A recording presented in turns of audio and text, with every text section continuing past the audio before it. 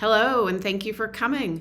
We are excited to talk with you today about Digital Marketing Apprenticeship. This is a program we started a couple years ago, and we're super excited for how it can help build careers and solve societal inequities.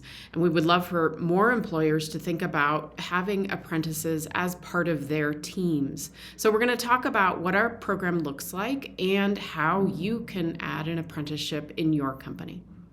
We'll start out today with some introductions. I'll ask you to introduce yourselves on chat, and Jamil and I will introduce ourselves. And then we'll talk about what a registered apprenticeship is, why apprenticeship matters, what were some of the drivers that we felt were important in creating it, what our digital marketing apprenticeship looks like, and then what it takes to create an apprenticeship for any industry and what it takes to hire an apprentice. There are a lot of resources available, and we'll be sharing some of them. And I think we have some people on the Zoom call who are from some Colorado state and county agencies as well. So we may be able to get some extra hints from them as well.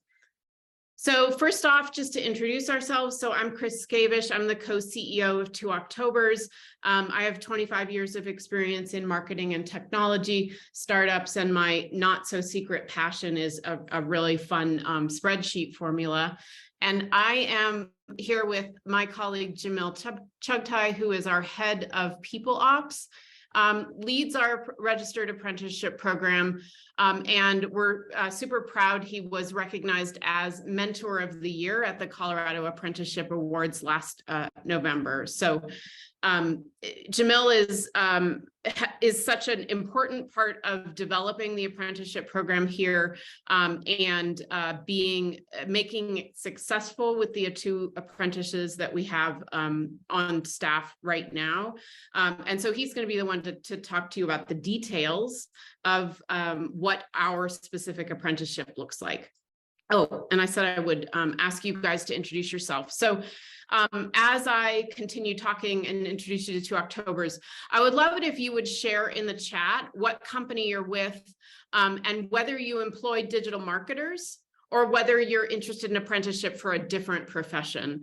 And that'll help me help us craft some of the language that we're sharing with you later on. So share that in the chat, introduce yourselves to everybody. Tell us, also where you're located, where your business is located. Resources available are at a local level, county and state level, as well as a national level. So that'll help us craft some information for you as well. So 2 Octobers, we are a digital marketing agency founded in 2010. We've been a B Corp since 2020. We've got 17 employees. We're based in Denver. About half of our team works in Denver, but we are a fully remote organization, and we have employees elsewhere as well. And our typical customer is a medium-sized business. The services that we're typically selling are paid media services. So for the marketers in the room, paid media, organic SEO and content, and marketing analytics. And we mostly deliver those as services. We also deliver those in training. So we'll train other marketers in one-on-one coaching situations, small groups, in any of the services that we offer. And we also build tools, some of which we make available publicly, like Branch Explorer, and you can find that at branch.tools. Okay, so thank you for sharing who you are. That's great to hear and helpful to understand. Thank you. And welcome to everybody who is here.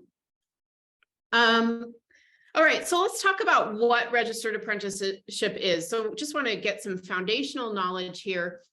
A registered apprenticeship is a career pathway where industry employs and trains individuals. So it is industry-led, although it is certified by the U.S. Department of Labor. Apprenticeships, registered apprenticeships are paid jobs. They include structured on-the-job learning and mentorship, as well as supplemental education. And apprentices receive a credential upon completion. And those are elements that make it different than an internship. You may have been an intern, you may have hired interns. Typically, those are short-term. Sometimes they're free. I mean, that businesses aren't paying for them. You might get college credit for the internship experience itself, but a registered apprenticeship really is a more long-term relationship with a career seeker, in which the business is really partnering with that person and guiding them through an educational program so that they can become fully qualified in that job by the end of their apprenticeship. And when businesses employ apprentices, their goal is to be able to hire those apprentices at the end of their service. So whereas an internship, I would say of the interns we hired previously, maybe 50-50 of them we hired after their internship was over. We really hope to employ all of our apprentices if we're able to hire them. And that is the way that most employers of apprentices think about their apprenticeship program.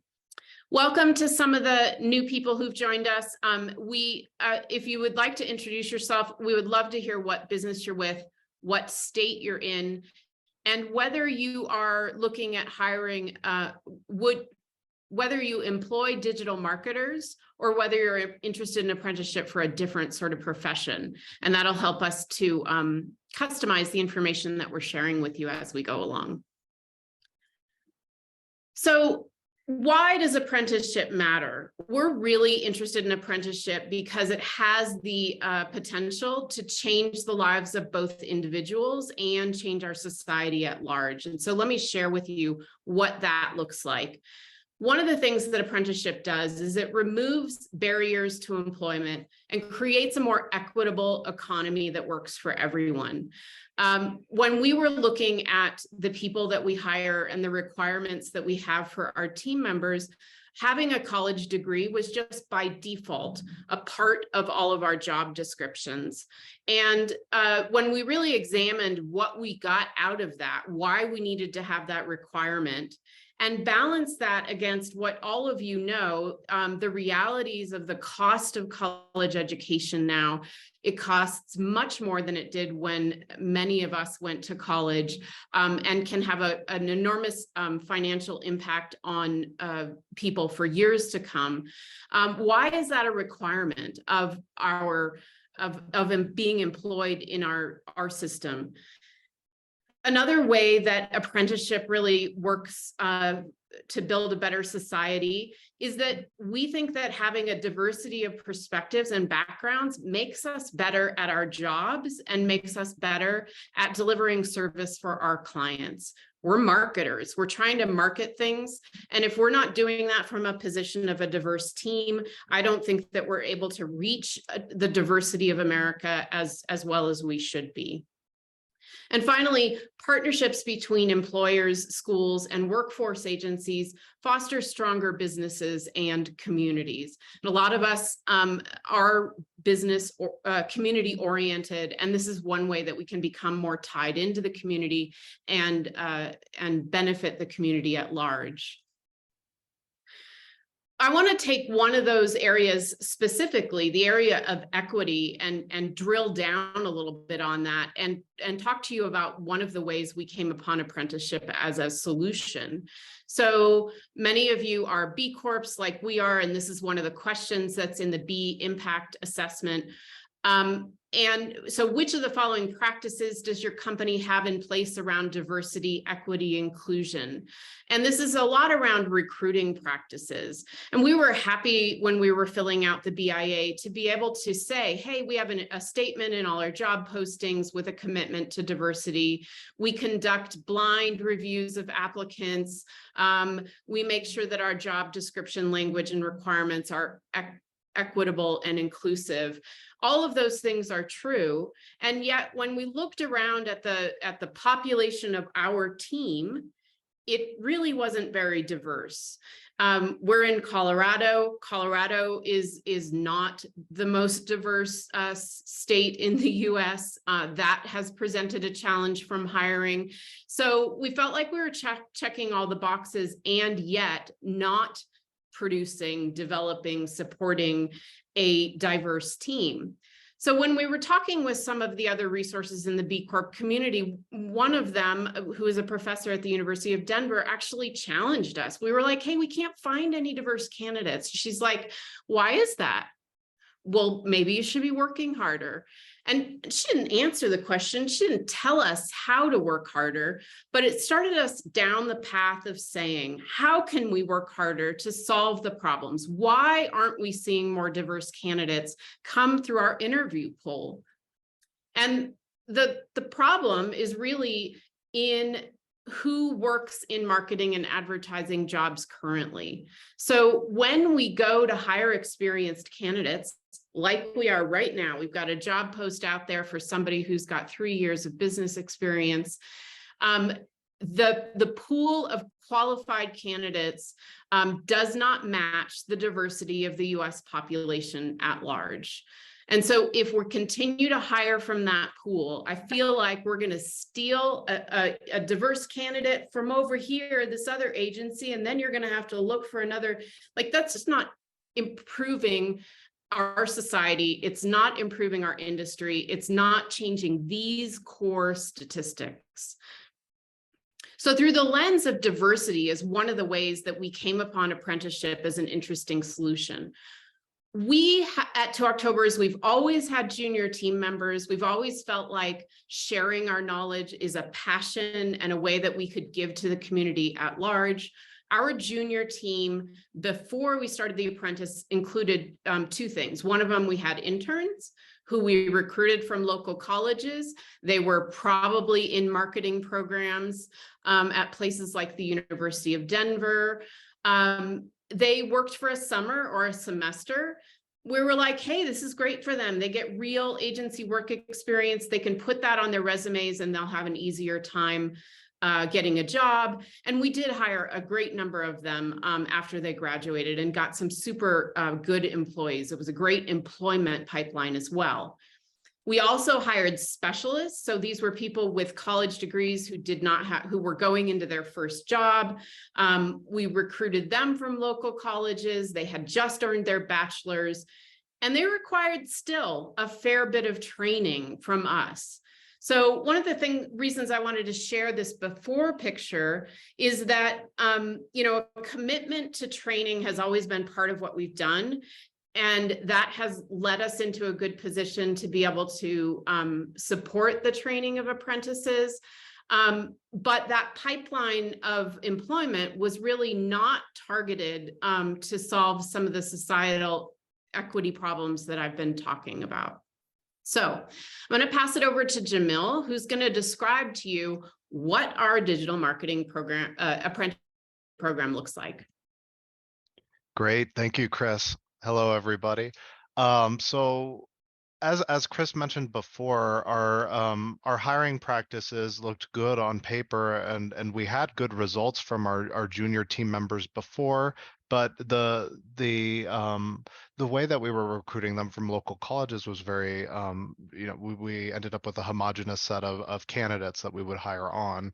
And then that's an industry problem. So in creating the digital marketing apprenticeship, we really tried to make this as open as possible. So how did we do that? Well, we wanted to design it so that it's open to anyone 18 or older that had a high school diploma or GED. We set the expectation that it would be a long-term commitment, about 3 years. And it would be structured differently depending on how far in the apprenticeship they are. So in year 1, they may be part-time or full-time. They would have the title of intern, which has a limited set of responsibilities.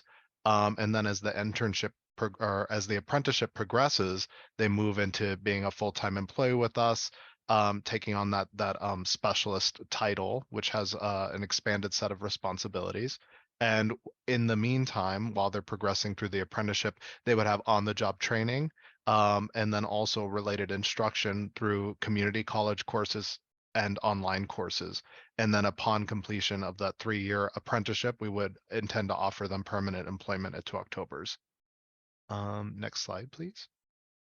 So here's a visual of the timeline. So the selection criteria is fairly straightforward because we're looking to recruit people who may not have even heard of digital marketing, and that was the case for one of our apprentices, where we really looked and zoomed out and wanted to create criteria that would help guide people into the industry rather than turn them away. So if somebody likes solving problems, if they liked helping people, if they were interested in business, are they a self-directed learner? All these questions would help us find our apprentice. And again, in this timeline, they start out as an intern, and that's the title they have internally.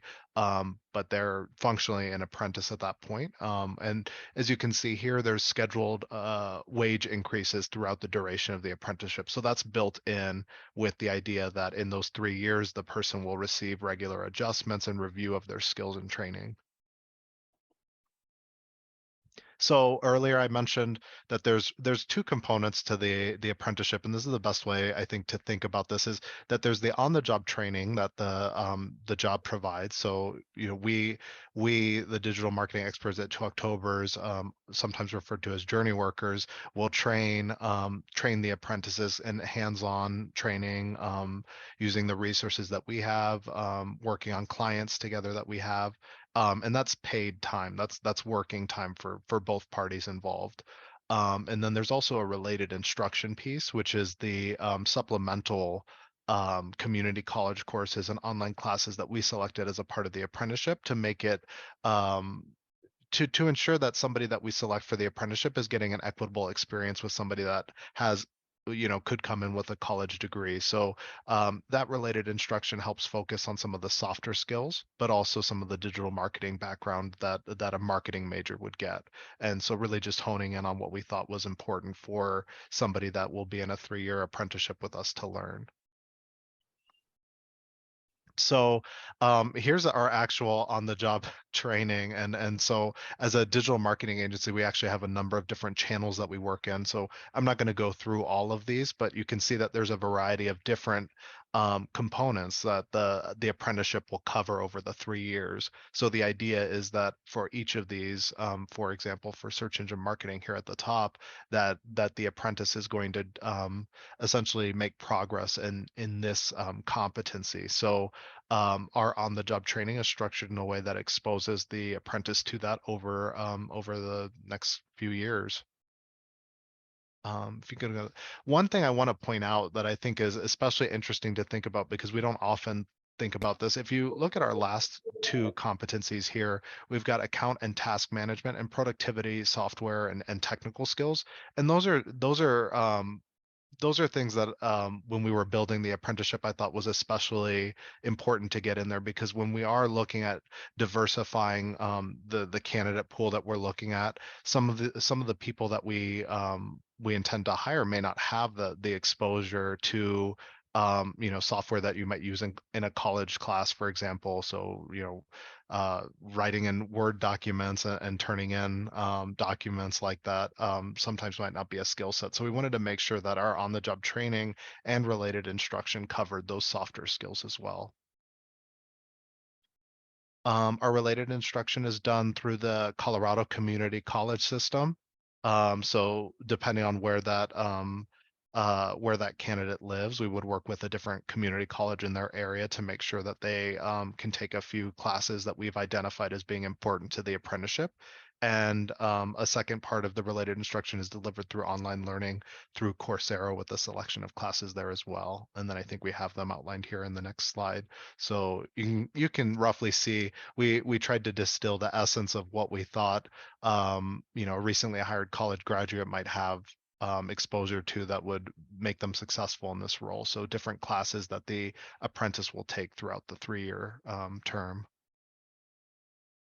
And then more supplemental classes through Coursera as well. Notice some of what we do is technical online work, and so we have an introduction to web development class in there, as well as an introduction to Google Docs. Again, just trying to level the playing field if you think about an apprentice and where they might need to be through their related instruction compared to a college graduate.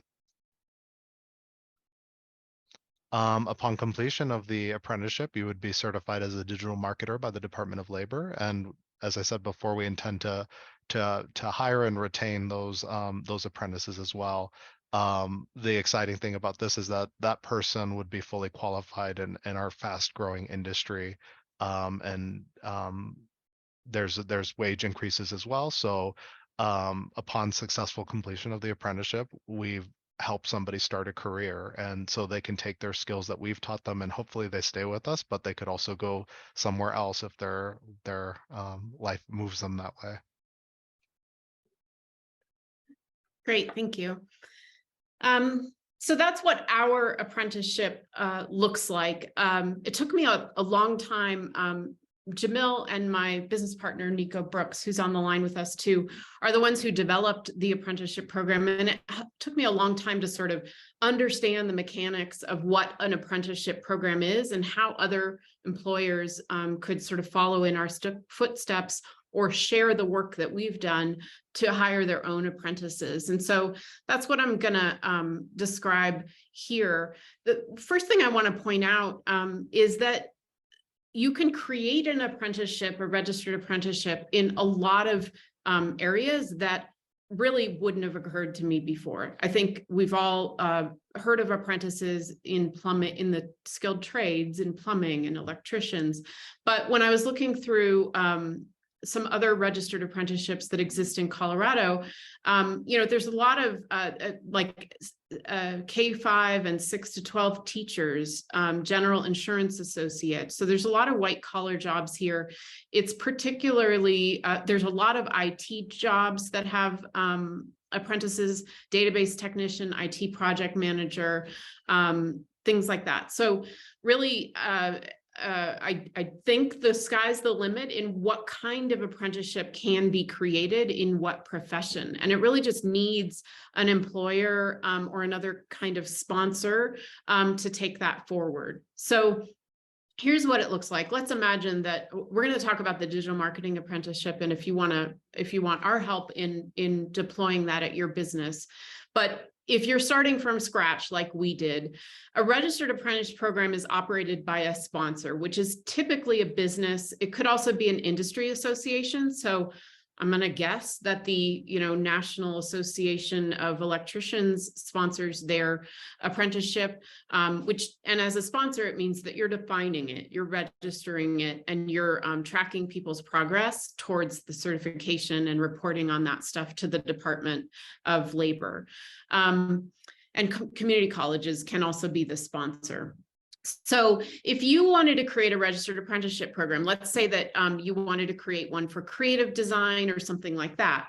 The first thing I would suggest that you do is to search for existing apprenticeships, either at the US level or in Colorado. Your state may also have a directory of existing apprenticeships. And the reason for that is that you might want to borrow the design. And the second reason is that you might be able to work through the existing sponsor. So in the case of digital marketing, we're suggesting that you can work through us to use our definition of a registered apprenticeship program and hire your apprentice through that. If you don't like the way we've defined it, and this is where my head is like, exactly how does this work then? And other people can create digital marketing apprenticeships. So if you're in a different state, or if you just don't like the way we've defined it, you can create your own, and there can be more than one that work people through and certify them. So it's a help, obviously, to work with an existing apprenticeship, because you don't have to do all of that definition that Jamil just walked us through, which classes should be taken, what are the skills areas that we're trying to promote, all of those kind of things.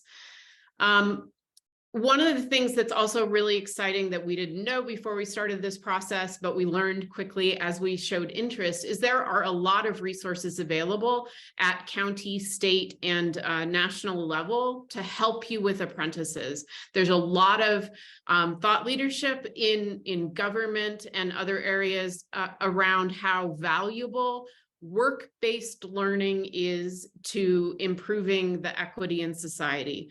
So I'll share what some of those resources are. If you're going to create your own registered apprenticeship, then you need to define the program and register it. And then finally, a question we get a lot is, how do you find people? So this is another resource that I had no idea existed before, but is a workforce center. So most counties have workforce centers. I'm going to describe what that is in a little bit, but they're designed to help job seekers, and they're designed to help employers. And so we work with a workforce center because we can say to the workforce center, this is the type of community that we're trying to help with this program. Can you help us find candidates who you think would fit what we're trying to do and have the right level of interest? And that's a super important part of making this work for our goals, is the partnership with the workforce center to help us find the right kind of candidates. So if you want to hire a digital marketing apprentice, then definitely would love for you to contact us for support. So we're happy to act as your sponsor, and that would mean that you're following our outlined program. We're helping you with the paperwork and keeping track of the progress of your apprentices through their time. I mean, we want to provide moral support. There's a lot of support that we can provide. You are also welcome to take our outline. We would love to share with you what we've developed if you want to modify it and develop your own program. So please reach out.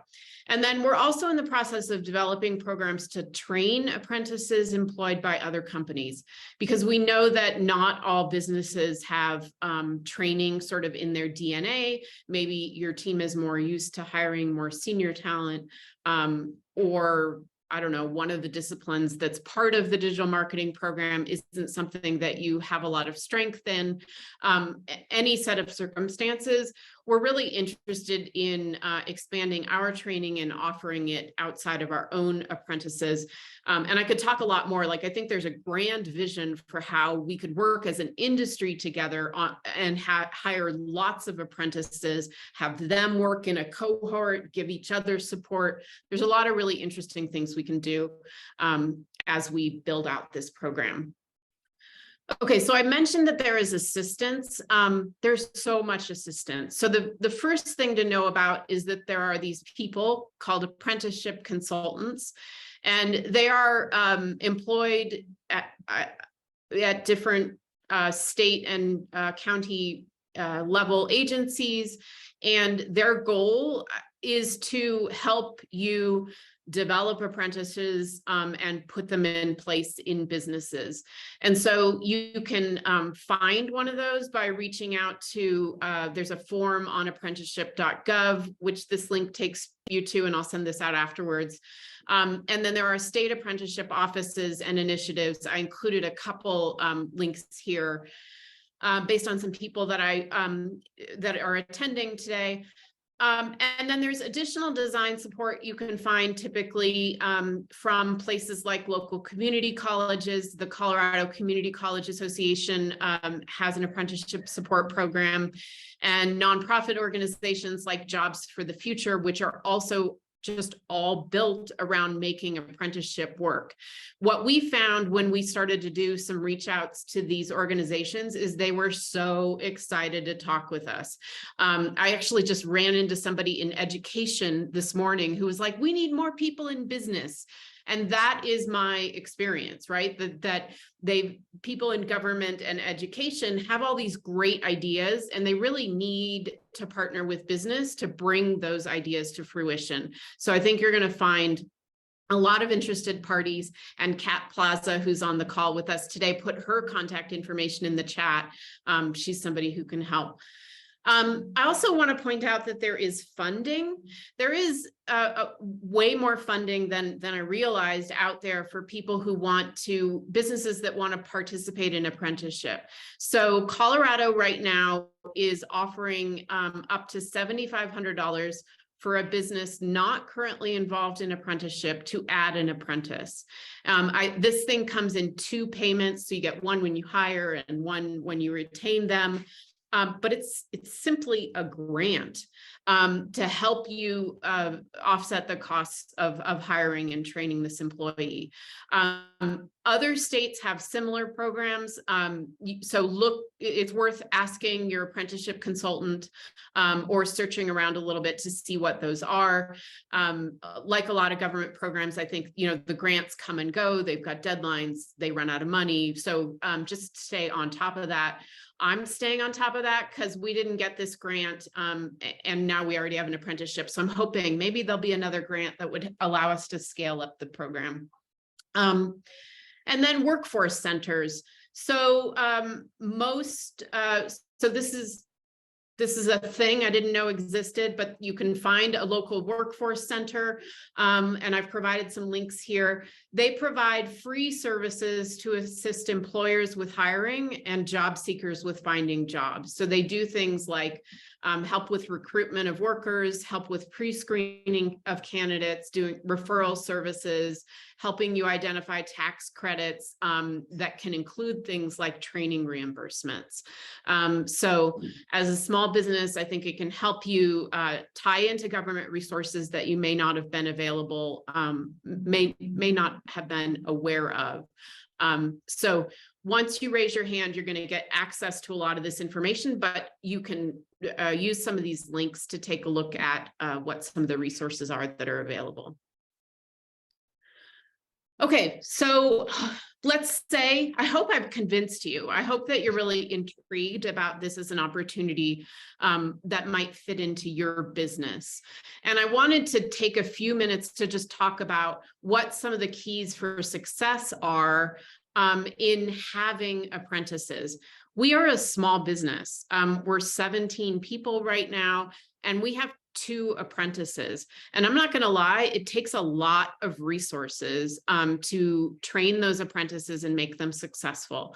One of the resources that's really important is a mentor who really likes coaching team members and has the time allocated to do so. So that is a significant part of Jamil's job, is to work one-on-one with each of our 2 apprentices to give them new skills, to help them navigate our organization. He does things, our apprentices are sort of on the second half of their program. So they're not just beginning, and he does things like, help them interpret questions from other team members, help them rephrase their answers to other team members. So he's teaching them hard skills. He's teaching them soft skills. He's being, just an ear to hear them out about what's feeling challenging. And that's really important to the success here. He's also, Jamil also acts as a conduit to Nico and I, my business partner, Nico and I, to help us understand what's going on and how well the program is fitting the lives of our apprentices. Because that's also something that's been, there's been a few key learning moments. One time we had our apprentice was currently part-time, and Jamil said, hey, they need more money. They're going to go get another part-time job because they need more money. And we were like, well, that doesn't make sense. Why don't we see if we can find some additional work and bring them in full-time? So having Jamil be that conduit of information has been really helpful because, as you know, a lot of junior resources aren't trained to advocate for themselves and find it a little bit hard to advocate for themselves. So that mentor is really great. Training resources, hopefully that goes without saying, but having training resources available is pretty important. That's how you're going to build up the skill set of these people. The desire to learn as you go. I think we don't know exactly how to do this. We're learning as we go. And I think that's been an important part of our success, is to be able to pivot and adjust as we go. And then the other thing is a commitment to training the resources through the 3 years where they won't be fully productive.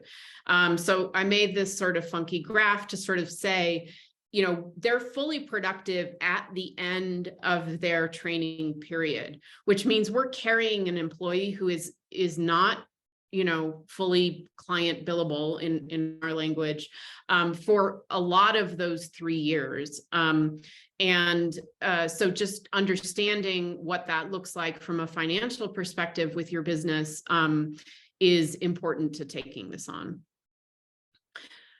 But worth it ultimately, right? Like we really do feel encouraged by the opportunity to create a more equitable economy, to change individual lives and give individuals opportunities, to build a more diverse team, to become a more diverse company ourselves.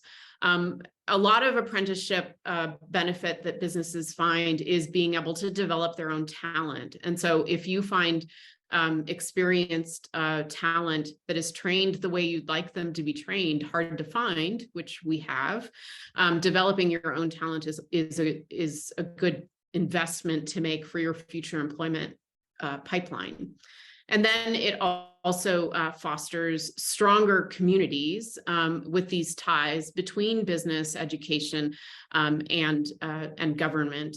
And it certainly, as I've described, has opened up my visibility into how government is trying to help business in ways that I didn't have before.